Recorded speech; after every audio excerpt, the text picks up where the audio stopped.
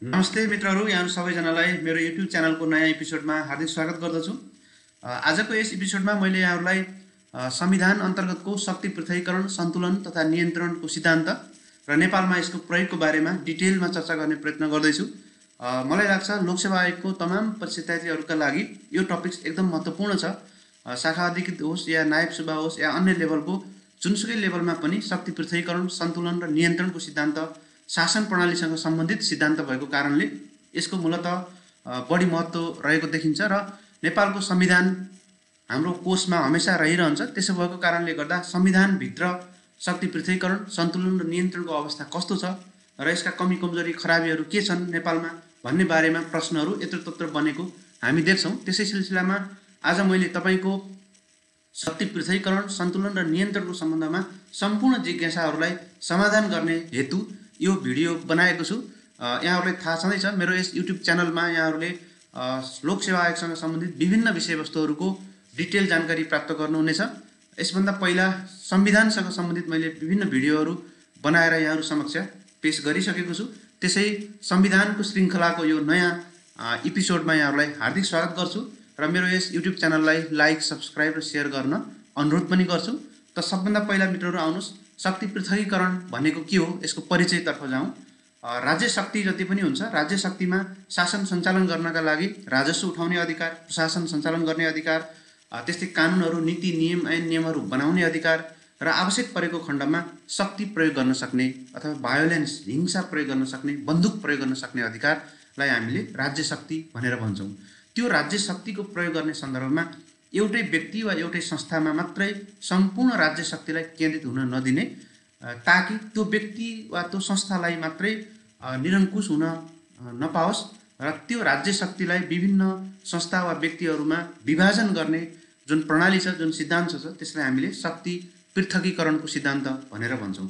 राज्य शक्तिलाई पृथक गर्ने, पृथक भनेको फरक भनेको विभिन्न निकायमा र विभिन्न व्यक्तिहरूमा त्यसलाई चाहिँ एसाइन गर्ने, त्यस्तो सिद्धान्तलाई शक्ति पृथकीकरणको सिद्धान्त भनेर भन्छौँ। त्यसैले यो मूलतः राजनीतिक सिद्धान्त हो।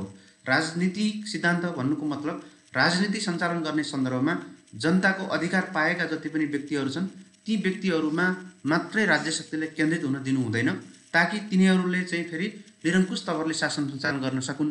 त्यसो भएको कारणले गर्दा जनताको हक र अधिकारलाई अझ सुसूचित बनाउने कार्यको लागि सरकारलाई सीमित बनाउने, सरकारका जति पनि असीमित अधिकारहरू छन् ती असीमित अधिकारहरूलाई कम गर्ने र सीमित सरकारको अवधारणालाई कार्यान्वयन गर्ने, त्यसको लागि सरकारमा विभिन्न अङ्गहरू बनाउने र त्यो अङ्गहरूलाई संविधानले अधिकार दिने, त्यस्तो संविधानवादको सिद्धान्तलाई हामीले शक्ति पृथकीकरणको सिद्धान्त भनेर भन्छौँ। यसमा मूलतः राज्य शक्तिलाई हामीले कार्यकारी शक्तिको रूपमा, न्यायिक शक्तिको रूपमा र विधायिकी शक्तिको रूपमा तीन विभिन्न निकायहरूमा र विभिन्न व्यक्तिहरूमा राज्य शक्तिलाई संविधानत प्रदान गर्दछौँ। नत्र भने राज्य व्यवस्था निरङ्कुश हुन्छ, हिटलर जस्तो हुन्छ या उत्तर कोरियाको किम जोङ उनको जस्तो शासन हुन सक्छ। त्यसो भएको कारणले असल लोकतन्त्रमा, असल संविधानवादमा, जहाँ लोकतन्त्र हुन्छ, जहाँ संविधानवाद हुन्छ, त्यहाँ चाहिँ मूलतः हामीले संविधानत के कुरा स्वीकार गरिएको हुन्छ भन्दा राज्य शक्तिलाई एउटै व्यक्ति र एउटै संस्थामा निहित हुन दिनु हुँदैन। त्यसको लागि हामीले शक्ति पृथकीकरणको सिद्धान्त अवलम्बन गरेका छौँ। यो सिद्धान्त मूलतः राजनीतिक सिद्धान्त भए तापनि पछिल्लो समयमा कानुनी सिद्धान्त, संवैधानिक सिद्धान्त र एउटा लोकतन्त्रको सिद्धान्त, सीमित सरकारको सिद्धान्त, सुशासनको सिद्धान्तको रूपमा नै हामी यसलाई लिन सक्छौँ। प्रत्येक संविधानमा डेलिबरेटिभ, अफिसियल र जुडिसियल तीनवटा अधिकारहरू हुनुपर्छ, तीनवटा तत्त्वहरू हुनुपर्छ भन्ने कुरा ईसा पूर्वमा नै एरिस्टोटल भन्ने एकजना ग्रिक दार्शनिकले उल्लेख गरेका थिए। त्यसैले त्यति बेला नै हेर्नुहोस् है, ईसा पूर्वमा आजभन्दा करिब 2000 वर्षभन्दा अगाडि नै एउटा मान्छेको मानसपटलमा के आएको थियो भन्दा राज्य सञ्चालन गर्ने सन्दर्भमा राज्यका जति पनि न्यायिक कामहरू छन्, विधायिकी कामहरू छन् र राज्यका अरू कार्यकारी कामहरू छन्, त्यो कार्यकारी कामहरू, विधायिकी कामहरू र न्यायिक काम तथा अधिकारहरूलाई एउटै व्यक्तिमा राख्न दिनु हुँदैन है, अलगमा राख्नुपर्छ। यो तीनवटा तत्त्वहरू राज्यमा विद्यमान हुन्छ भन्ने चेतना चाहिँ मान्छेमा आएको थियो। तथापि यसको व्यवस्थित रूपमा प्रयोग गर्ने काम चाहिँ फ्रेन्च दार्शनिक मोन्टेस्क्यूले गरेको पाइन्छ। उनले के भनेका छन् त भन्दा विधायिकी र कार्यकारिणी शक्ति, विधायिकी शक्ति भनेको कानुन बनाउने शक्ति कार्यकारिणी शक्ति भनेको त्यो बनेको कानुनलाई कार्यान्वयन गर्ने, युज गर्ने, इन्फोर्स गर्ने त्यस्तो शक्ति, एक्जिक्युटिभ पावर। त्यो दुईटा शक्ति एउटै व्यक्ति वा निकायमा रहेमा स्वतन्त्रता कायम हुँदैन भन्ने भनाइ थियो उनको। त्यति मात्रै होइन, यदि न्यायिक अधिकारलाई विधायिकी र कार्यपालिकीय अधिकार दुईटैबाट अलग गरेनौँ अथवा न्यायालयलाई स्वतन्त्र हैसियत दिन सकेनौँ भने त्यहाँ कुनै पनि किसिमको स्वतन्त्रताको परिकल्पना पनि गर्न सकिँदैन, सबथोक विनाश हुन्छ भन्ने कुरा चाहिँ मन्टेस्क्यूले भनेका थिए। त्यसैले तीनवटै अधिकारहरू, खास गरिकन विधायिकीय अधिकार, कार्यपालिकीय अधिकार र न्यायिक अधिकार, यो तीनटै अधिकारहरू एउटै व्यक्ति वा निकायले प्रयोग गर्न हुँदैन। यदि त्यस्तो भयो भने त्यहाँ सम्पूर्ण कुरा समाप्त हुन्छ, सर्वनाश हुन्छ। त्यो देश अब देशको रूपमा रहँदैन, त्यो एउटा अराजक झुन्डको रूपमा रहन्छ भन्ने मान्यता चाहिँ मन्टेस्क्यूले गरेका थिए। त्यही सिद्धान्तको आधुनिक व्याख्या नै वास्तवमा शक्ति पृथकीकरणको सिद्धान्त हो। त्यस्तै मित्रहरू, शक्ति पृथकीकरणको सिद्धान्तमा जीआर जेटाइल भन्ने एकजना विद्वानले सरकारका तीनवटै प्रमुख कार्यहरू भिन्न भिन्न व्यक्तिहरूद्वारा सम्पन्न गरिनुपर्छ, यी तीनवटै अङ्गको क्षेत्राधिकार आफैमा सीमित रहनुपर्छ र हरेक अङ्ग आफ्नो क्षेत्रभित्र स्वतन्त्र र सर्वोच्च हुनुपर्छ भन्ने मान्यता राखेका थिए। यही सिद्धान्त नै वास्तवमा शक्ति पृथकीकरणको सिद्धान्त हो। बेट र फिलिप भन्ने नामका विद्वानहरूले के भनेका छन् त भन्दाखेरि यो तीनटै अधिकारहरू, कार्यपालिकीय, विधायिकी र न्यायिक अधिकारहरू एउटै व्यक्तिमा पनि हुनु हुँदैन, एउटै संस्थामा पनि हुँदैन र एकले अर्कालाई हस्तक्षेप पनि गर्नु हुँदैन। कार्यात्मक रूपले अलग अलग व्यक्तिहरूमा राज्यको सम्पूर्ण शासकीय शक्तिलाई विभाजन गर्नुपर्छ। त्यस्तै एक व्यक्तिमा रहेको अधिकार अर्को व्यक्तिले प्रयोग गर्ने वा हस्तक्षेप गर्नु हुँदैन र त्यति मात्रै होइन, एउटा निकायमा रहेको व्यक्ति अर्को निकायमा पनि बस्नु हुँदैन। यसरी बेट एन्ड फिलिपले पनि तीनटा अलग कार्यात्मक तरिकाले राज्य शक्तिलाई विभाजन गर्नुपर्छ, शक्तिको पृथकीकरण गर्नुपर्छ भन्ने मान्यता राखेका छन्। मूलतः हाम्रो यस सिद्धान्तको सार के हो भन्दा राज्यका अथवा सरकारका तीनवटै प्रमुख कार्यहरू विभिन्न तीनवटा निकायद्वारा गरिनुपर्छ। हरेक सरकारमा अथवा हरेक राज्यमा व्यवस्थापिका, कार्यपालिका र न्यायपालिका यो तीनटा हुनैपर्छ। तीनवटै अङ्गको क्षेत्राधिकार सीमित हुनुपर्छ, असीमित अधिकार कसैलाई दिनु हुँदैन। त्यसैले हरेकको संवैधानिक लिमिटेसन हुनुपर्छ। संविधानमा कुन अधिकार कसले प्रयोग गर्ने, कति हदसम्म प्रयोग गर्ने भन्ने बारेमा लेखिनुपर्छ र हरेक अङ्गको आफ्नो क्षेत्रभित्र स्वतन्त्रता र सर्वोच्चता हुनुपर्छ। जस्तो हामी सर्वोच्च अदालत भन्छौँ नि, ऊ न्याय दिने रोहबरमा सबभन्दा उच्च हुनुपर्छ। जस्तो संवैधानिक संसदीय सर्वोच्चता भन्छौँ नि, कानुन बनाउने हकमा चाहिँ ऊ सर्वोच्च हुनुपर्छ।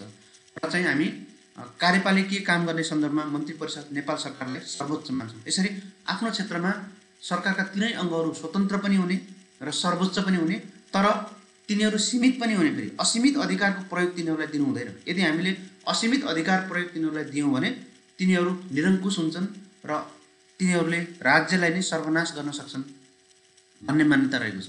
त्यसैले हामी शक्ति पृथकीकरणलाई राजनीतिक स्वतन्त्रता र स्थायित्वको लागि शक्तिको विभाजन आवश्यक छ भन्ने मान्यता राखेका हुन्छौँ। यो शक्ति पृथकीकरण किन चाहिएको त भन्दा राजनीतिक स्वतन्त्रता र स्थायित्वको लागि। त्यस्तै राज्य शक्तिलाई विधायिका, कार्यपालिका र न्यायपालिका गरी तीन अङ्गमा विभाजन गर्नुपर्छ, जुन कुरा मैले यहाँहरूलाई पहिला पनि भनिसकेको छु। यी अङ्गहरूलाई क्रमशः विधायक, विधायिकी, प्रशासकीय र न्यायिक कार्यहरू सुम्पनुपर्छ। कुनै एक अङ्गलाई अर्को अङ्गको काममा हस्तक्षेप वा अवरोध गर्न चाहिँ हुँदैन। तिनीहरूलाई स्वतन्त्रता दिनुपर्छ, स्वायत्तता दिनुपर्छ र तिनीहरूलाई सीमित पनि पारिनुपर्छ। ती सम्पूर्ण व्यक्तिहरू जसबाट राज्यका यी तीनवटा अङ्गहरूको संरचना हुन्छ तिनलाई एक अर्कोबाट पृथक राख्नुपर्छ र कुनै पनि एकजना व्यक्ति उही समयमा एकभन्दा बढी अङ्गको सदस्य रहनु हुँदैन।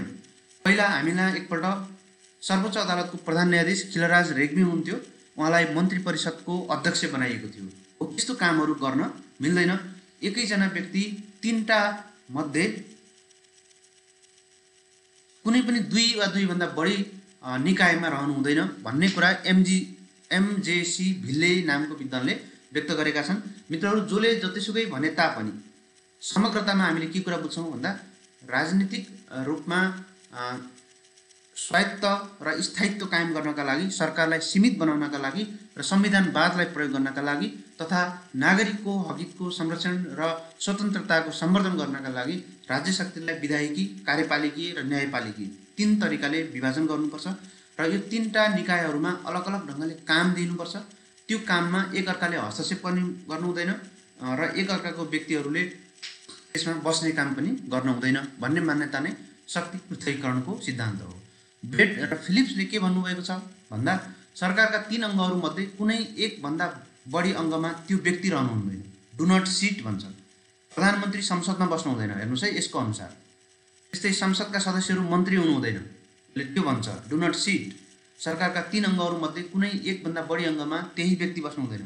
तर हामी कहाँ हेर्नुहोस् है, तुलना गर्नु होला, हामी कहाँ संसदका सदस्यहरू नै मन्त्री हुनुहुन्छ। त्यसैले यो सिद्धान्त अलिकति मिल्दैन। अहिले हामी पछाडि चर्चा गर्छौँ। सरकारको एक अङ्गले अर्को अङ्गको काम गर्नु हुँदैन। तर हामी कहाँ चाहिँ फेरि संसदीय प्रणालीमा यो कुरा लागू हुँदैन। संसदीय प्रणालीमा मन्त्रीहरूले विधायकीको काम पनि गर्छन् र कार्यकारीको काम पनि गर्छन्। प्रधानमन्त्री आफैमा कार्यकारी अङ्गको प्रमुख पनि हो र संसदको प्रतिनिधि सभाको सदस्य पनि हो। त्यसैले यो कुराहरू केही फरक छ। तथापि सैद्धान्तिक तवरले हामीले हेऱ्यौँ भने एउटै व्यक्ति कुनै एक भन्दा बढी अङ्गमा बस्नु हुँदैन। एक अङ्गले गर्ने काम अर्को अङ्गले गर्नु पनि हुँदैन र सरकारको एक अङ्गले अर्को अङ्गको कार्य सम्पादनमा नियन्त्रण वा हस्तक्षेप पनि गर्न हुँदैन। Do not do, do not sit, do not do, do not interfere. अर्को सरकारको अङ्गमा नबस्नु, त्यस्तै अर्काको काम नगर्नु र अर्काको कार्य सम्पादनमा कुनै पनि किसिमको हस्तक्षेप नगर्नु। यही कुरा नै के हो त, बेट एन्ड फिलिप्सले शक्ति पृथकीकरण हो भनेर भनेका छन्।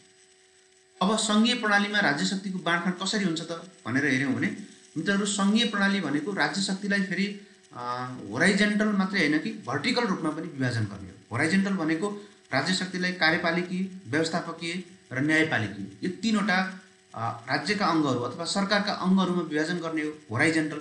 भर्टिकल भनेको फेरि सङ्घीय सरकार, प्रादेशिक सरकार र स्थानीय सरकार, यसै गरी माथिदेखि तलसम्म अधिकारहरू विभाजन गर्ने। त्यसैले सङ्घीय प्रणालीमा हाम्रो 2 किसिमको राज्य शक्तिको बाँडफाँड हुन्छ।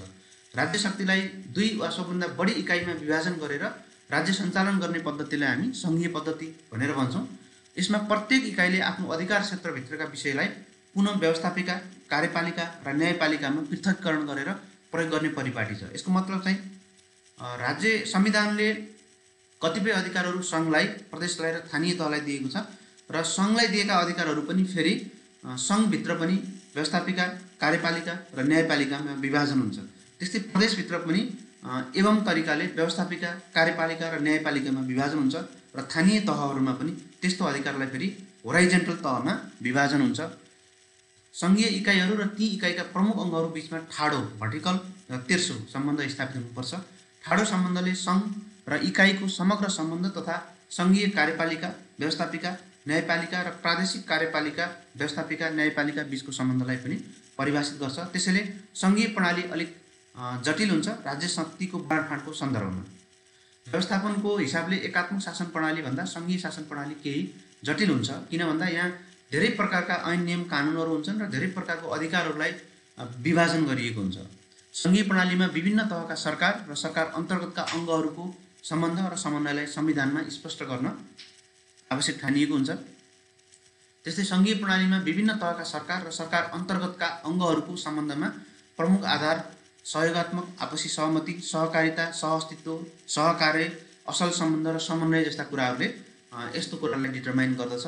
संयुक्त राज्य अमेरिका लगायतका सङ्घीय इकाइहरूको आर्थिक एवं अन्य विकासका स्थिति समान भएका मुलुकमा सङ्घीय इकाइहरू बिचको अन्तर्सम्बन्ध प्रतिस्पर्धात्मक सिद्धान्तमा आधारित छ। कम्पिटिटिभ फेडरलिजम भनेर भन्छौँ। तर हाम्रो नेपाल जस्तो देशहरूमा चाहिँ हामीले कम्पिटिटिभ होइन, कोअपरेटिभ फेडरलिजमको अवलम्बन गरेका छौँ। त मित्रहरू, अब शक्ति पृथकीकरणको सिद्धान्तको औचित्य के हो, यो किन आवश्यक पर्यो भन्नेतर्फ हेरौँ। मोन्टेस्क्यूले भने जस्तो व्यक्तिगत स्वतन्त्रताको संरक्षण गर्नका लागि शक्ति पृथकीकरण चाहिन्छ। किन भन्दा शक्ति पृथकीकरण भएन भने त्यो निरङ्कुश शासन हुन्छ र निरङ्कुश शासनमा व्यक्तिगत स्वतन्त्रताको कुनै स्थान रहँदैन। त्यस्तै निरङ्कुशता र स्वेच्छाचारिताको अन्त्य गर्ने, जस्तो राणा शासनमा के हुन्थ्यो, राणा शासन किन निरङ्कुश थियो के तपाईँ भन्न सक्नुहुन्छ? किन भन्दा त्यहाँ शक्ति पृथकीकरण थिएन होइन। श्री 3 महाराजमा विधायकी अधिकार पनि थियो, कानुन पनि उनीहरूले बनाउँथे, सनद सवालहरू उनीहरूले जारी गर्थे। त्यस्तै कार्यकारीको प्रमुख त उनी भइ नै हाले र न्यायपालिकी प्रमुख पनि उनी थिए। न्याय दिनु पर्यो, कसैलाई दण्ड दिनु पर्यो, माफी दिनु पर्यो, मिना दिनु पर्यो, दण्ड दिनु पर्यो भने पनि उनीहरूले गर्थे। कानुनको बनाउने पनि उनी थिए, कानुन कार्यान्वयन गर्ने पनि उनी थिए र कानुनको व्याख्या गर्ने र गलत गरेकोलाई दण्ड सजाय दिने काम पनि उनीले गर्थे। त्यसैले निरङ्कुशता र स्वेच्छाचारिता थियो। जहाँ शक्ति पृथकीकरण हुँदैन त्यहाँ स्वाभाविक रूपमा शक्ति पृथकीकरण नहुँदा निरङ्कुशता र स्वेच्छाचारिता हुन्छ। जस्तो कम्युनिस्ट सरकारहरूमा के हुन्छ त भन्दा कम्युनिस्ट सरकारमा शक्ति पृथकीकरण हुँदैन। किन हुँदैन त?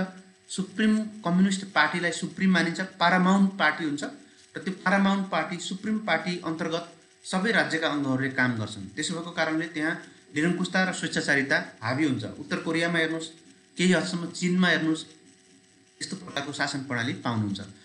विशिष्टीकरणको सिर्जना गर्नलाई पनि शक्ति पृथकीकरण चाहिन्छ। किन भन्दा सरकारका कामहरू शासन सञ्चालन गर्नुपर्ने, सेवा प्रवाह गर्नुपर्ने त हो, तर ती सबै कामहरू एउटै प्रकृतिका छैनन्। कतिपय कामहरू कानुन बनाउने खालका कामहरू छन्, कतिपय कामहरू त्यो कानुन बनाएपछि कार्यान्वयन गर्ने किसिमका कामहरू छन् र कतिपय कामहरू त्यो कानुनको व्याख्या गर्ने कामहरू छन्। यो तीनटा अलग अलग काम हो नि त। त्यो अलग अलग कामलाई एउटै व्यक्तिलाई दिने हो भने त्यो व्यक्ति ज्ञाता पनि हुँदैन, विशिष्टीकरण पनि हुँदैन। त्यसो भएको कारणले राज्य सञ्चालनलाई सरलता बनाउन, विशिष्टीकरण गर्न, काममा विशिष्टीकरण ल्याउनका लागि शक्ति पृथकीकरणको सिद्धान्त आवश्यक छ।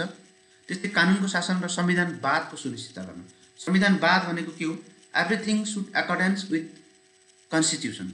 संविधानमा लेखिए बमोजिम बाहेक कुनै पनि कुरा नहुने, जे कुरा भएको छ त्यो कुरा सबै संविधानमा लेखिए बमोजिम मात्रै हुने कामलाई हामी संविधानवाद र कानुनको शासन भनेर भन्छौँ। त्यसलाई परिपालना गराउनका लागि पनि शक्ति पृथकीकरणको सिद्धान्त भनेर भन्छौँ। मित्रहरू, अब शक्ति पृथकीकरणको सिद्धान्तका आयामहरू, डाइमेन्सनहरू के छ त? हामी शक्तिलाई कसरी विभाजन गर्न सक्छौँ त? How we can separate the power of the state. राज्यको पावरलाई हामीले कसरी विभाजन, वर्गीकरण गर्न सक्छौँ, पृथककरण गर्न सक्छौँ भन्दा दुईवटा एप्रोचहरू छ। कतिवटा एप्रोच छ? दुईवटा एप्रोच छ। एउटा संरचनात्मक पृथकीकरण छ, अर्को कार्यात्मक पृथकीकरण छ। संरचनात्मक पृथकीकरण भन्नुको मतलब चाहिँ के हो त भन्दा अलग अलग संरचना बनाउने, तीनटा अलग अलग संरचना बनाउने, जस्तो व्यवस्थापिका, कार्यपालिका, न्यायपालिका, र त्यहाँ अलग अलग व्यक्तिहरू बस्ने। अघि हामीले वेड र फिलिपले भने जस्तो तीनटा संरचना बनाउने, त्यो तीनटा संरचनामा तीन थरीका अलग अलग व्यक्तिहरू बस्ने, एकले अर्कालाई हस्तक्षेप नगर्ने र एउटा संरचनामा बसेको, एउटा अङ्गमा बसेको व्यक्ति कुनै पनि हालतमा अर्को अङ्गमा नबस्ने। त्यसलाई हामीले के भन्छौँ? संरचनागत पृथक्करण। जस्तो उदाहरणको लागि अमेरिकामा सिनेट छ, त्यस्तै राष्ट्रपति छ, त्यस्तै न्यायपालिका छ। यो तीनटा अलग अलग संरचनाहरू छन् र ती अलग अलग संरचनाहरूमा अलग अलग व्यक्तिहरू बस्छन्। कोही पनि सिनेटको सदस्यहरू अथवा चाहिँ हाम्रो संसदका सदस्य, कङ्ग्रेसका सदस्यहरू चाहिँ मन्त्री परिषदमा हुँदैनन्, मन्त्री परिषदका सदस्यहरू न्यायालयमा हुँदैनन्, न्यायालयका सदस्यहरू संसदमा हुँदैनन्। त्यो भएको कारणले त्यो स्ट्रक्चरल पृथकीकरणको अवस्था अमेरिकामा देखिन्छ। र मूलतः शक्ति पृथकीकरण भनेको संरचनागत पृथकीकरण नै हो। तर अब अर्को पृथकीकरणको सिद्धान्त आयाम कार्यात्मक पृथकीकरण पनि छ। फङ्सनल भनेको व्यक्ति बसुन् केही मतलब छैन, तर कार्य चाहिँ भिन्दै हुनुपर्छ। जस्तो उदाहरणको लागि नेपालमा हेर्नुहोस्, नेपालमा तीनटा निकायहरू त छ, व्यवस्थापिका छ, कार्यपालिका छ र न्यायपालिका छ। यो तीनटा हामीले संरचना त बनाएका छौँ, तर व्यवस्थापिका र कार्यपालिकाको बिचमा चाहिँ संरचनागत पृथकीकरण भए तापनि कार्यात्मक पृथकीकरण छ र त्यहाँभित्र व्यक्तिहरू चाहिँ फेरि उही हुनसक्छ। मन्त्रीहरू सांसद हुनसक्छ, सांसदहरू मन्त्री हुनसक्छ। इभन प्रधानमन्त्री प्रतिनिधि सभाको सदस्य नभएको व्यक्ति प्रधानमन्त्री हुनै पाउँदैन। त्यसैले प्रतिनिधि सभाको एउटा सदस्य, प्रतिनिधि सभा जुन विधायिका छ, त्यो विधायिकाको एउटा सदस्य कार्यपालिकाको प्रमुख हुन्छ। हेर्नुहोस् है, के हो त? तर कार्यपालिकाको प्रमुख प्रधानमन्त्रीको आफ्नो हैसियतले, प्रधानमन्त्रीको हैसियतले काम गर्दा ऊ चाहिँ कार्यपालिकाको प्रमुखको रूपमा काम गर्छ कार्यात्मक रूपले। तर फेरि ऊ चाहिँ संसदमा गएर भोट दिन पनि पाउँछ, कानुनको प्रस्ताव गर्न पनि पाउँछ, हैन, बोल्न पनि पाउँछ।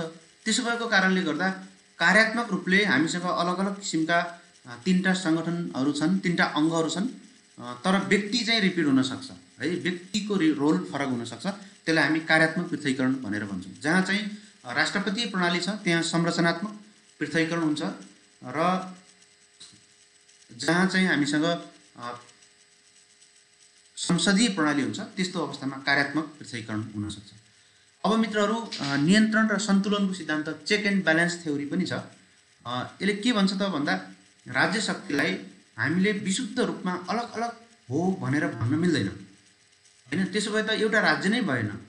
राज्य चाहिँ एउटा न्यायालय एउटा राज्य जस्तो देखिने भयो, कार्यपालिका अर्को राज्य जस्तो देखिने भयो, व्यवस्थापिका अर्को राज्य जस्तो देखिने। एउटै राज्यभित्र तीनटा उपराज्यहरू भने त्यस्तो होइन नि त। राज्य भनेको त राज्य हो, एउटा अर्ग्यानिक होल हो। जसरी एउटा मान्छे हुन्छ, त्यो मान्छेको टाउको हुन्छ, खुट्टा हुन्छ, पेट हुन्छ, हात हुन्छ, सबै कुराहरू हुन्छ नि। त्यो सबै कुरा मिलेर न एउटा व्यक्ति भन्छ। त्यसलाई हात अलग हो, खुट्टा अलग हो, टाउको अलग हो भनिदिने हो भने के त्यो मान्छे, त्यो जनावर, त्यो मान्छेको अस्तित्व सम्भव छ? छैन। हो त्यसो भएको कारणले गर्दा हर्बर्ट स्पेन्सर भन्ने विद्वानले के भन्यो त भन्दा राज्य एउटा अर्ग्यानिक होल हो, यो सबै मिलेर बनेको हुन्छ, त्यसको कुनै पनि एउटा अङ्गलाई अलग गर्न सकिँदैन। मान्छेको हातलाई अलग गरिदियो भने के हुन्छ? त्यो अपाङ्ग हुन्छ, पूर्ण मान्छेको जस्तो देखिएन, उसको केही न केही कमी कमजोरी हुने भयो। खुट्टा अलग गरिदियो भने के हुन्छ? त्यस्तै हुन्छ। त्यसै भएको कारणले गर्दा राज्य पनि एउटा अर्ग्यानिक होल हो। त्यसैले मोन्टेस्क्यूले भने जस्तो अलग अलग रूपमा सबै अङ्गहरूलाई ट्रिटमेन्ट गर्न मिल्दैन। पूर्ण रूपमा अलग गरियो भने के हुन्छ त भन्दा राज्यका अङ्गहरूको बिचमा असामञ्जस्यता उत्पन्न हुन्छ। कुनै एउटा व्यक्तिले चाहिँ फेरि अथवा व्यक्तिले अथवा कुनै एउटा सङ्गठनले अथवा राज्यको निकायले आफू खुसी काम गर्न सक्छ। अदालतले आफू खुसी व्याख्या गर्दै जाने, न्यायालयले गरेका व्याख्याहरू फेरि अर्को चाहिँ हाम्रो कार्यपालिकाले नमान्ने, कार्यपालिकाले फेरि व्यवस्थापिकाले भनेको नमान्ने, व्यवस्थापिकाले कार्यपालिकाले भनेको नमान्ने भयो भने के हुन्छ? अराजकता उत्पन्न हुन्छ। अराजकता भने anarchy, there is no any central hierarchy. त्यस्तो अराजक स्थिति उत्पन्न हुनसक्छ। आफ्नो क्षेत्राधिकारमा निरङ्कुश र स्वेच्छाचारिता बढ्न सक्छ। कसैले कसैलाई नहेर्ने, do not do, do not sit, do not interfere गर्ने हो भने के हुन्छ त? न्यायालय स्वतन्त्र हुन्छ, स्वेच्छाचारी हुन्छ, निरङ्कुश हुन्छ। त्यसलाई लगाम चाहिन्छ। हरेक मान्छेहरू छन् भने मान्छेको स्वभाव नै निरङ्कुश हुन्छ। त्यसैले त्यसलाई धेरै स्वतन्त्रता पनि दिने होइन, त्यसलाई चाहिँ एउटा लगाम चाहिन्छ। त्यस्तै सरकारले जे मनलाई त्यही गर्न थाल्यो भने त्यसको लगाम चाहिन्छ। पारस्परिक सहयोगको अभाव हुनसक्छ, एकले अर्कालाई सहयोगै गर्दैन, म ठुलो हुँ भन्ने भाव हुन्छ। अन्ततः राज्य प्रणालीले डिफङ्क्ट हुन सक्दछ। त्यसैले शक्ति पृथकीकरणको सिद्धान्तलाई व्यावहारिक र प्रभावकारी बनाउनका लागि अमेरिकी संविधानको सन्दर्भमा जोन एडम्स भन्ने विद्वानले पूर्णतया शक्ति पृथकीकरण सम्भव छैन, त्यसलाई व्यवहारमा लागू गर्न सकिन्न। त्यसको लागि हामीले कार्यात्मक रूपले र संरचनात्मक रूपले तीनटा अलग अलग संस्था बनाउने हो, तर ती बीचमा चाहिँ नियन्त्रण र सन्तुलन हुनुपर्छ, एकले अर्कालाई चेक एन्ड ब्यालेन्स गर्नुपर्छ भन्ने मान्यता विकसित भयो। त्यसैले हामी शक्ति नियन्त्रण र सन्तुलनको सिद्धान्त भनेर भन्छौँ। यो सिद्धान्त शक्ति पृथकीकरणको सिद्धान्तको परिपूरक सिद्धान्तको रूपमा आएको, न कि त्यसको चाहिँ एउटा कम्पिटिटरको रूपमा, त्यसलाई चाहिँ काउन्टर पार्ट गर्नका लागि काउन्टर पार्ट सिद्धान्तको रूपमा आएको होइन। त्यसैले यसलाई हामी त्यसको शक्ति पृथकीकरण, नियन्त्रण र सन्तुलनको सिद्धान्त भनेर अहिले हामीले एउटै लेभलमा एउटै सिद्धान्तको रूपमा ट्रिटमेन्ट गर्छौँ। अब नेपालमा यो सिद्धान्त शक्ति पृथकीकरण, नियन्त्रण र सन्तुलनको सिद्धान्तको बारेमा चर्चा गर्नु अघि विश्वव्यापी रूपमा सिद्धान्तको प्रयोग कसरी हुन्छ त सैद्धान्तिक तवरले भनेर हेऱ्यौँ भने राष्ट्रपति शासन प्रणालीमा कस्तो हुन्छ त? संरचनात्मक पृथकीकरणको आयामलाई आत्मसात गरिएको हुन्छ। अलग संरचना हुन्छ, अलग व्यक्तिहरू हुन्छ। They do not interfere, they do not sit, है, दे डु नट डु। तीनटा जुन बेड एन्ड फिलिपले भनेको थियो, तीनटा कुरा यहाँ लागु हुन्छ। अघि मैले अमेरिकामा भने नि स्ट्रक्चरल, न्यायालय अलग छ, विधायिका अलग छ र सरकार कार्यपालिका अलग छ। न्यायालयको मान्छे अरू दुईटामा बस्दैन, सरकारको मान्छे अरू दुईटामा बस्दैन, अलग अलग छ। त्यसैले हामी यसलाई संरचनागत पृथकीकरणको आयाम भनेर भन्छौँ। काम र सदस्यतामा एक अर्को अङ्गबीच ओभरल्यापिङ हुँदैन। जस्तो अमेरिकी राष्ट्रपतिले जुन मन्त्रीहरू छनौट गर्छ त्यो चाहिँ संसदका मन्त्रीहरू हुँदैनन्, है, संसदका सदस्यहरू मन्त्री हुँदैनन्, बाहिरबाट उसले मन्त्री बनाउँछ। नियन्त्रण र सन्तुलनको दृष्टिकोणले समेत अत्यन्त राम्रो संयोजन भएको हुन्छ। किन भन्दा महाभियोग लगाइन्छ एकले अर्कालाई, त्यस्तो कुराहरू यसमा रहेको हुन्छ। राष्ट्रपति र संवैधानिक पदाधिकारीमाथि संसदले महाभियोग लगाउन सक्छ। सन्धि, सम्झौता र महत्त्वपूर्ण नियुक्ति संसदबाट अनुमोदन गराइनुपर्छ। न्यायिक पुनरावलोकन र रिट क्षेत्राधिकार पनि यसमा हुन्छ। त्यसैले तिनटैको बिचमा राष्ट्रपतीय शासन प्रणालीमा शक्ति पृथकीकरणको मात्रा ज्यादा हुन्छ, तर त्यसको साथसाथमा तीनटा निकायहरूको बिचमा सन्तुलन र नियन्त्रण पनि भइराखेको हुन्छ। अब संसदीय शासन प्रणालीमा जो नेपालमा हामीले प्रयोग गरेका छौँ त्यो संसदीय शासन प्रणाली हो। त्यसमा के हुन्छ त? कार्यात्मक पृथकीकरण हुन्छ, व्यक्तिगत पृथकीकरण हुँदैन, संरचनागत पृथकीकरण हुँदैन। त्यसैले हामीले नेपालको कार्यपालिका मन्त्री परिषद छ नि त्यो के हो त? That is the extended form of parliament होइन। नेपालको सन्दर्भमा हामीले हेऱ्यौँ भने मन्त्रीहरू को हुन्? They all are members of parliament. प्रधानमन्त्री को हो? He is the member of parliament, ऊ पार्लियामेन्टको मेम्बर हो। त्यसैले समग्र जुन कार्यपालिका छ नि त्यो कार्यपालिका भनेको नै it is the extended form of parliament. पार्लियामेन्टकै यो विस्तारित रूपको रूपमा हामीले लिन्छौँ। तर कार्यात्मक पृथकीकरण छ है। फेरि संसदमा तिनै मन्त्रीहरू तिनै प्रधानमन्त्री बस्दाखेरि संसदमा चाहिँ उनीहरूले संसदको सदस्यको हैसियतले काम गर्छन्, सरकारमा आउँदा सरकारको हैसियतले काम गर्छन्। फङ्सनल रूपमा चाहिँ सेपरेसन गरिएको हुन्छ संसदीय शासन प्रणालीमा। त्यसैले जहाँ संसदीय शासन प्रणाली हुन्छ त्यहाँ सेपरेसन अफ पावर्स भन्दा पनि बढी फ्युजन अफ पावर्स हुन्छ। पावरहरू फ्युज भएको हुन्छ, जनप्रतिनिधिहरूमा पावर फ्युज भएको हुन्छ।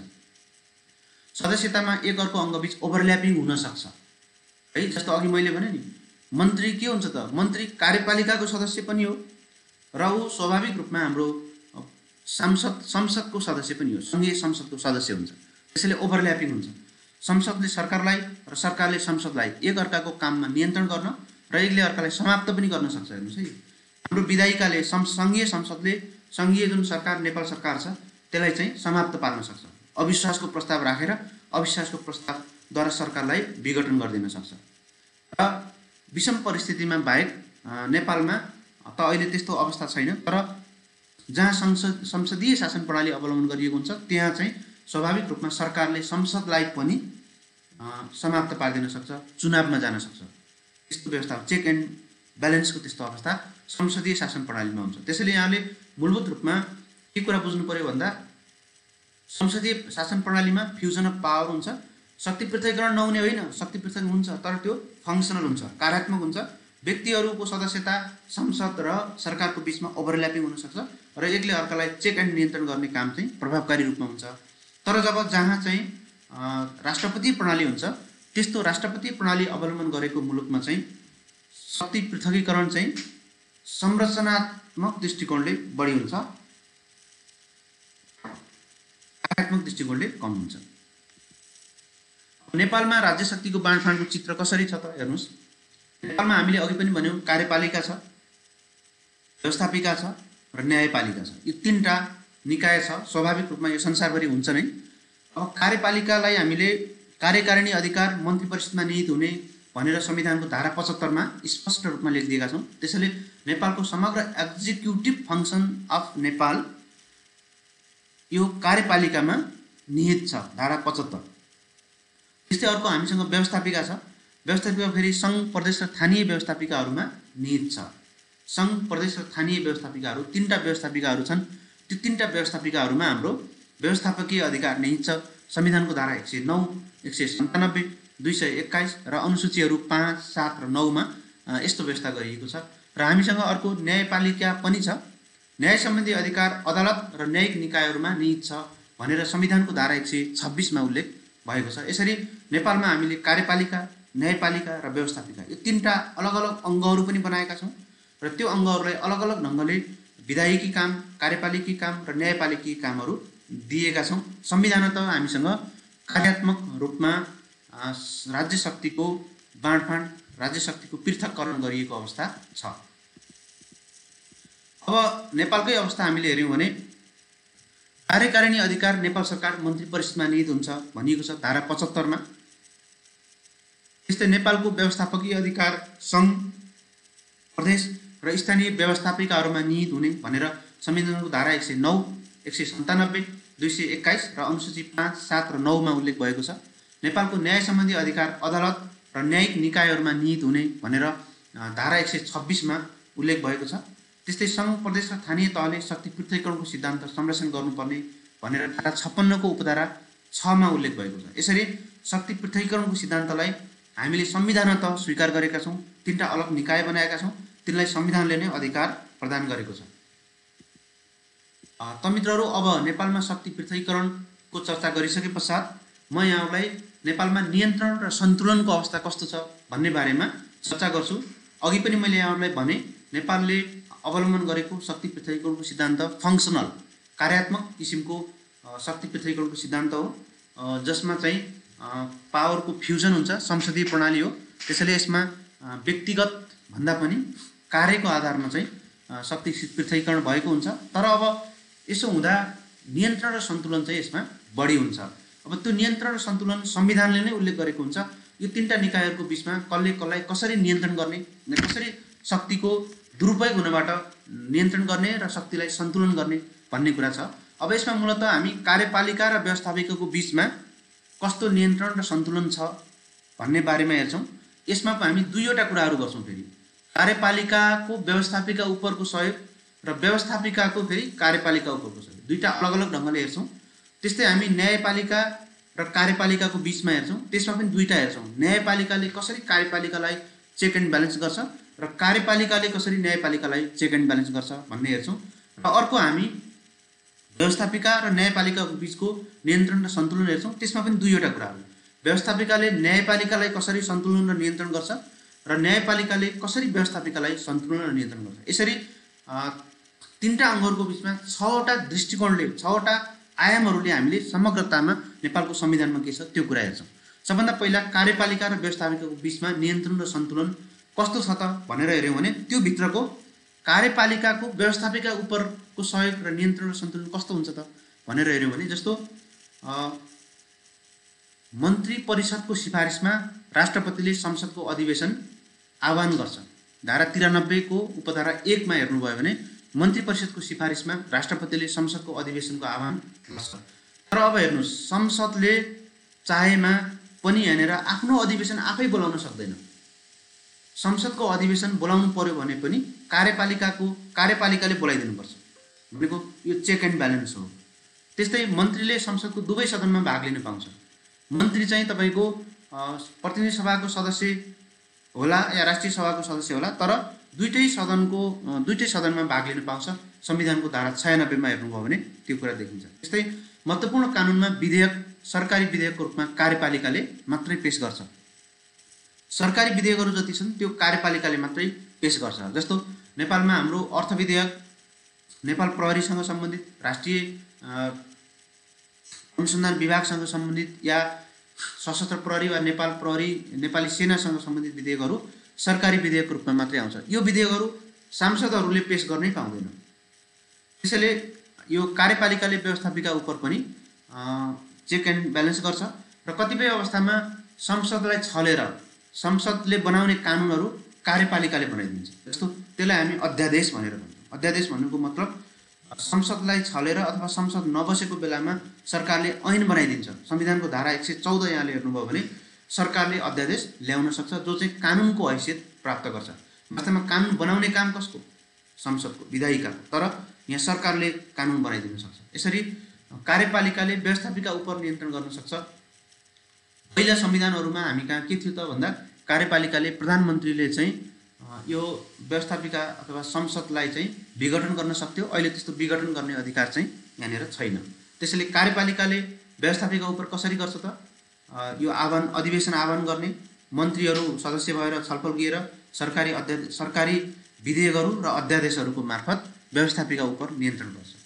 त्यस्तै अर्को हामीले हेऱ्यौँ भने व्यवस्थापिकाको कार्यपालिका उपर कस्तो नियन्त्रण र सन्तुलन रहन्छ त भनेर हेऱ्यौँ भने व्यवस्थापिका अथवा प्रतिनिधि सभामा बहुमत प्राप्त दलको नेता मात्रै कार्यपालिकाको प्रमुख हुन्छ, प्रधानमन्त्री बन्न पाउँछ। प्रधानमन्त्री बाहिरको मान्छे, संसदभन्दा बाहिरको या प्रतिनिधि सभाभन्दा बाहिरको मान्छे प्रधानमन्त्री बन्न पाउँदैन। संविधानको धारा 76(1) ले लेखेको छ। त्यस्तै स्पष्ट बहुमत नभएको अवस्थामा नियुक्त प्रधानमन्त्रीले नियुक्त भएको 30 दिनभित्र प्रतिनिधि सभाबाट विश्वासको मत चाहिँ लिनुपर्छ। धारा 76(4) मा छ। त्यसैले जहिले पनि कार्यपालिका व्यवस्थापिकाको नियन्त्रणमा हुन्छ। व्यवस्थापिकाले चाहेको अवधिसम्म मात्रै कार्यपालिका सरकारमा बस्न सक्छ। जब व्यवस्थापिकाले तिमी उपर मलाई विश्वास छैन भन्दछ भने स्वाभाविक रूपमा त्यो प्रधानमन्त्री र मन्त्री परिषद विघटन हुन्छ। त्यस्तै कार्यपालिका सदस्यहरू, प्रधानमन्त्री र मन्त्रीहरू सामूहिक रूपमा र मन्त्रीहरू व्यक्तिगत रूपमा पनि व्यवस्थापिका सङ्घीय संसदप्रति उत्तरदायी हुनुपर्छ भनेर संविधानको धारा 76 को उपधारा 10 मा उल्लेख भएको छ। त्यस्तै कार्यपालिका सदस्यहरू, प्रधानमन्त्री र मन्त्रीहरूको पारिश्रमिक व्यवस्थापिकाले बनाएको सङ्घीय कानुन बमोजिम हुन्छ। हेर्नुहोस्, मुलुकको यत्रो ढुकुटी चलाउने अर्थमन्त्री, प्रधानमन्त्रीहरूले आफूले पाउने पारिश्रमिक आफै निर्धारण गर्न सक्दैनन्। त्यो चाहिँ संसदले निर्धारण गरिदिएको कानुन बमोजिम हुन्छ। संविधानको धारा 79 मा यस्तो व्यवस्था गरिएको छ। त्यस्तै सरकारले गर्ने खर्च बजेट व्यवस्थापिका संसदको संयुक्त बैठकमा पेश गरेर संसदबाट अनुमोदन गराउनुपर्छ, अनि मात्रै खर्च गर्न पाइन्छ। धारा 119 धारा 119 बमोजिम यदि संसदले अनुमोदन गरेन भने खर्च गर्न पाउँदैन। यसरी व्यवस्थापिका उपर व्यवस्थापिकाले कार्यपालिका उपर धेरै ठुलो नियन्त्रण गरेको हामी देख्छौँ। त्यति मात्र होइन, संसदीय समितिहरू समक्ष विभिन्न प्रस्तावहरू पारित गरेर सरकारलाई विभिन्न खालका निर्देशनहरू दिएर सङ्कल्प प्रस्तावहरू लगायतका राष्ट्रिय महत्त्वका प्रस्तावहरू हैन, यी सबै प्रस्तावहरूबाट प्रश्नहरू सोधेर त्यस्तै विभिन्न कार्यपालिकाका विभिन्न निकायहरूको सम्बन्धमा चाहिँ अध्ययन अनुसन्धान गरेर संसदीय अनुसन्धान गरेर संसदीय समितिमा छलफल गराएर र त्यति मात्रै होइन, कार्यपालिकालाई विभिन्न खालको निर्देशनहरू दिएर पनि व्यवस्थापिकाले कार्यपालिका उप नियन्त्रण गर्छ। त्यस्तै अहिले हामीले व्यवस्थापिका र कार्यपालिकाको कुरा गऱ्यौँ त मित्रहरू, अब व्यवस्थापिका र न्यायपालिकाको बीचको हामीले कुरा गर्छौँ। अब यसमा दुईवटा कुराहरू अलग अलग ढङ्गले हेर्छौँ। एउटा व्यवस्थापिकाले न्यायपालिकालाई कसरी नियन्त्रण र सन्तुलन गर्छ, अर्को न्यायपालिकाले व्यवस्थापिकालाई कसरी नियन्त्रण र सन्तुलन गर्छ। पहिलो खण्डमा हामी व्यवस्थापिकाले न्यायपालिकालाई कसरी नियन्त्रण र सन्तुलन गर्छ भन्दा न्यायपालिकाका सदस्य, प्रधान न्यायाधीश, सर्वोच्च अदालतका न्यायाधीश र न्याय परिषद सदस्यहरूलाई संसदले महाभियोग प्रस्ताव पारित गरेर सेवामुक्त गर्न सक्छ। संविधानको धारा 101 मा उल्लेख भएको छ। न्यायाधीशलाई संसदले पदमुक्त गर्न सक्छ सांसदहरूले यो महाभियोग लगाएर। प्रधान न्यायाधीश र न्यायाधीशहरूको सेवाका शर्त र सुविधा सङ्घीय व्यवस्थापिकाले बनाएको ऐन बमोजिम हुन्छ। संविधानको धारा 130, 141 र 149 मा छ।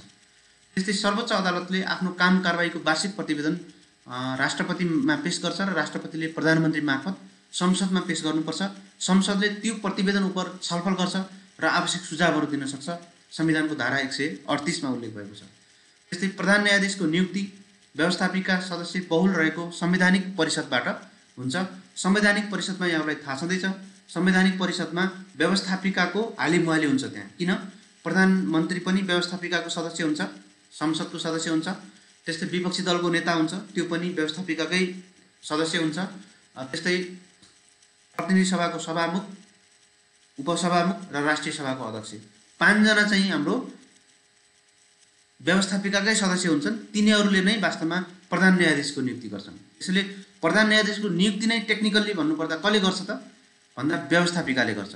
प्रधान न्यायाधीश र सर्वोच्च अदालतका न्यायाधीशको नियुक्ति हुनु अघि संसदीय सुनवाई हुन्छ र संसदीय सुनवाई विशेष समितिमा गएर त्यहाँ चाहिँ आफ्नो कुराहरू राख्नुपर्छ र आफू त्यहाँबाट सुनवाई भएर पारित भइसकेपछि मात्रै कुनै पनि व्यक्ति सर्वोच्च अदालतको प्रधान न्यायाधीश र सर्वोच्च अदालतको न्यायाधीशमा नियुक्त हुन पाउँछ र यसरी चाहिँ चेक एन्ड ब्यालेन्स गर्छ। त्यति मात्रै होइन,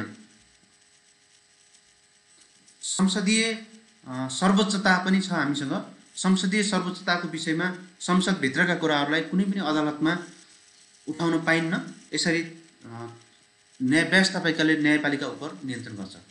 अब मित्रहरू, न्यायपालिकाले व्यवस्थापिका उप कसरी नियन्त्रण गर्छ त भनेर हामीले हेऱ्यौँ भने मुद्दा मामिलाको रहमा अदालतले दिएको आदेश वा निर्देशन सबैले पालना गर्नुपर्छ, व्यवस्थापिका समेतले पालना गर्नुपर्छ।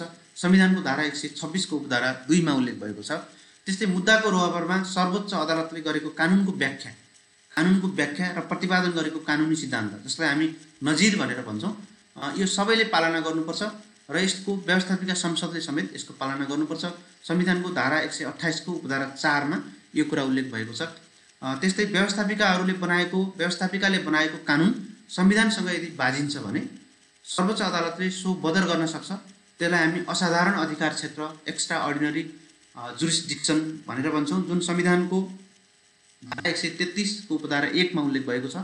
यो सर्वोच्च अदालतलाई मात्रै प्राप्त हुन्छ र सर्वोच्च अदालतले अल्ट्रा वायर्स घोषणा गर्न सक्छ कुनै पनि कानुनलाई। त्यसलाई हामी न्यायिक पुनरावलोकन भनेर भन्छौँ। न्यायिक पुनरावलोकनको माध्यमद्वारा कुनै पनि कानुन, संसदले बनाएको कानुन चाहिँ संविधानको कसीमा सर्वोच्च अदालतले चेक गर्छ र संविधानसँग बाजिएको छ भने त्यो कानुन नै खारेज गरिदिन सक्ने हैसियत सर्वोच्च अदालतसँग हुन्छ। त्यसैले जुनसुकै विषयमा पनि व्यवस्थापिकाले कानुन बनाउन सक्दैन, किन भन्दा सर्वोच्च अदालतले त्यसलाई खारेज गरिदिन सक्छ। मित्रहरू, अब अर्को न्यायपालिका र कार्यपालिका बीचको सम्बन्ध कस्तो छ भन्ने बारेमा हेरौँ। यसमा पनि दुईटा, पहिला न्यायपालिकाको कार्यपालिका उप नियन्त्रण कस्तो हुन्छ र कार्यपालिकाको न्यायपालिका उप नियन्त्रण कस्तो हुन्छ त्यस्तो हेरौँ। न्यायपालिकाको कार्यपालिका उप नियन्त्रण कस्तो हुन्छ भन्दा कार्यपालिकाका कार्यहरूको न्यायपालिका सर्वोच्च अदालत र उच्च अदालतहरूबाट न्यायिक पुनरावलोकन जुडिसियल रिभ्यू हुन सक्छ। संविधानको धारा 133 र 144 मा उल्लेख भएको छ। जुडिसियल रिभ्यू भनेको कार्यपालिकाले गरेका हरेक कामहरू न्यायिक छन् कि छैनन्, कानुनसम्मत छन् कि छैनन् भनेर हेर्न सकिन्छ। त्यस्तै मुद्दा मामिलाको रहमा अदालतले दिएको आदेश वा निर्णयको सबै कार्यपालिका समेतले पालना गर्नुपर्छ, संविधानको धारा 126। त्यस्तै मुद्दाको रहमा सर्वोच्च अदालतले गरेको कानुनको व्याख्या र प्रतिपादन गरेको कानुनी सिद्धान्तहरू सबैले पालना गर्नुपर्छ, सबै भनेको कार्यपालिका पनि हो र यो संविधानको धारा 128 मा उल्लेख भएको छ। त्यस्तै सर्वोच्च अदालतले कार्यपालिकाका नाममा विभिन्न रिट र निर्देशनात्मक आदेशहरू जारी गर्न सक्छ, संविधानको धारा 133 को उपधारा 2 मा उल्लेख भएको छ। त्यस्ता रिट र निर्देशनात्मक आदेशको पालना गर्नु सरकारको या कार्यपालिकाको कर्तव्य हुन्छ। मित्रहरू, अब कार्यपालिकाको न्यायपालिका उप नियन्त्रण कस्तो छ भनेर हेरौँ। जस्तो कार्यपालिकाले न्यायपालिकालाई कसरी नियन्त्रण र सन्तुलन गर्छ, न्यायपालिकाको खर्च सरकारले बजेट मार्फत व्यवस्था गर्छ, धारा 119 मा उल्लेख भएको छ। त्यस्तै न्यायाधीशहरूलाई कुनै काममा लगाउन सक्छ, जो निर्वाचनको काममा या कुनै अध्ययन अनुसन्धानको काममा या कुनै चाहिँ त्यस्तो न्यायिक काममा लगाउन सक्छ, संविधानको धारा 132, 43 र 150 मा यस्तो कुरा उल्लेख भएको छ। न्यायालयले दिएको सजाय कार्यपालिकाको सिफारिसमा राष्ट्रपतिले माफी मिना दिन सक्छ, मुल्तवी राख्न सक्छ, परिवर्तन गर्न या घटाउन सक्छ, संविधानको धारा 276 मा यहाँले देख्नुहुन्छ। त्यसैले अदालतबाट फैसला पाएका धेरै व्यक्तिहरूलाई कार्यपालिकाले मन्त्री परिषदले सिफारिस गर्छ हाम्रो शहीद दिवसको अवसरमा अथवा संविधान दिवसको अवसरमा, र राष्ट्रपतिले त्यसलाई माफी मिना मुल्तवी परिवर्तन वा घटाउन सक्छ। त्यसै यही व्यवस्था मुताबिक हाम्रो चाहिँ रेशम चौधरीलाई अदालतले दिएको जुन आजीवन कारावासको सजाय छ त्यसलाई चाहिँ घटाएर परिवर्तन गरेर अथवा त्यसलाई चाहिँ माफी दिएर उहाँ चाहिँ अहिले बाहिर सडकमा हुनुहुन्छ, हैन, बाहिर आउनुभएको छ। यो चाहिँ यही व्यवस्था हो। न्यायपालिकाले दिएको सजायलाई पनि कार्यपालिकाले माफी मुल्तवी वा घटाउन परिवर्तन गर्न सक्दो रहेछ र यो न्यायपालिका उप नियन्त्रण कार्यात्मक नियन्त्रण पनि हो। र प्रधान न्यायाधीशको नियुक्तिको सिफारिस कार्यपालिका प्रमुखको अध्यक्षता रहेको संवैधानिक परिषदबाट हुन्छ। त्यस्तै न्यायपालिकाको सङ्गठनहरूमा ओएनएम गर्ने, अर्गनाइजेसन र म्यानेजमेन्ट सर्वेक्षण गर्ने, त्यसलाई स्वीकृत गर्ने, त्यसका चाहिँ बजेट लगायतका अन्य कार्यक्षेत्रहरू तोक्ने काम पनि कार्यपालिकाले गर्छ। जस्तो कुन अदालतको कार्यक्षेत्र कहाँ हुने भन्ने कुरा, सङ्गठन कहाँ स्थापना गर्ने भन्ने कुराहरूलाई जम्मै कार्यपालिकाले त्यसको नियन्त्रण गर्छ, त्यसको व्यवस्थापन गर्छ। मित्रहरू, आज मैले यहाँहरूलाई शक्ति पृथकीकरण, सन्तुलन र नियन्त्रण र नेपालमा यसको प्रयोगको बारेमा डिटेलमा चर्चा गर्ने प्रयत्न गरेँ। यो भिडियो निकै लामो भयो, त यसमा अरू धेरै कुराहरू पनि बाँकी छन्। शक्ति पृथकीकरण, सन्तुलन र नियन्त्रणको सन्दर्भमा नेपालमा रहेका जटिलताहरू, नेपालमा भएका समस्याहरू के छन् त्यसको बारेमा म अर्को भिडियोमा चर्चा गर्नेछु। त आजलाई यति गरौँ। हस्त सबैजनालाई नमस्ते।